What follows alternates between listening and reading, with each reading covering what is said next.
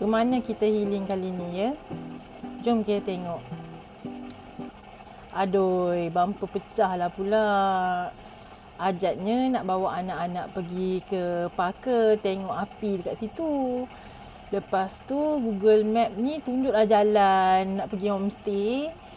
Kawasan perindustrian Gebeng. Banjir. Habis bumper pecah. Nasib baiklah the brother lori ni tolong. So kita jalan dan esoknya kita buat baik semula. So kita teruskan perjalanan kita ke Pantai Pelindung. So inilah jalan ke arah Pantai Pelindung.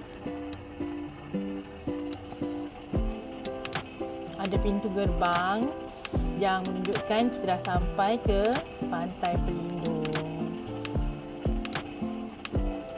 So ada juga tugu I Love Pantai Pelindung kat sini. Orang tak ramai sangat, pantai sangat bersih. So kita parking dulu kereta sementara kita tengok-tengok kawasan ni. Okey?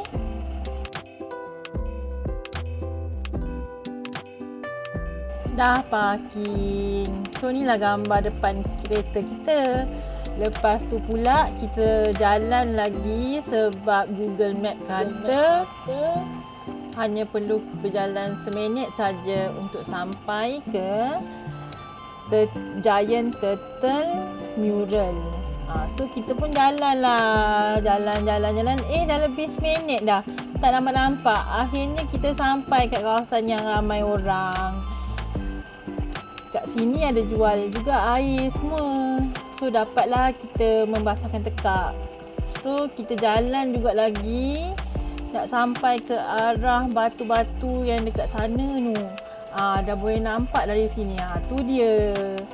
So jalan lagi. Nampaknya perjalanan kali ni kita kena tipu dengan Google Map je. Budak-budak semua dah penat.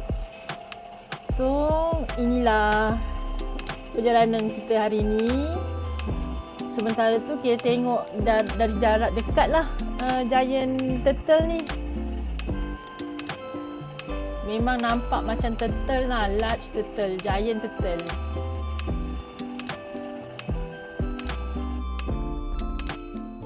Orang dah kurang sikit waktu ni sebab dah tengah hari.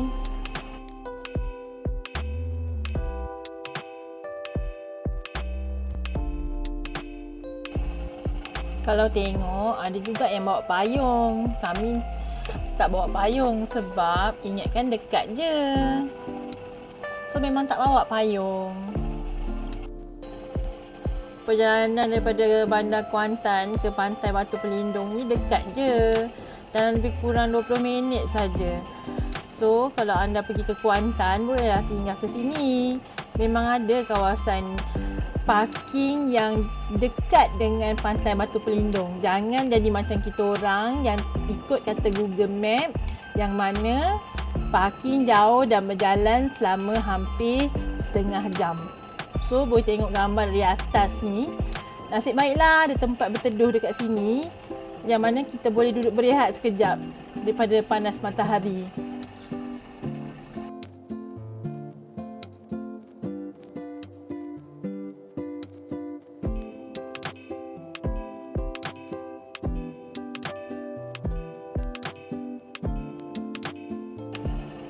Rupa-rupanya pantai ni juga jadi tempat pendaratan penyu untuk bertelur. So, boleh tengok daripada papan tanda ni yang dia akan datang pada waktu malam sahaja. Yang paling best dekat sini air asam boy. Memang best.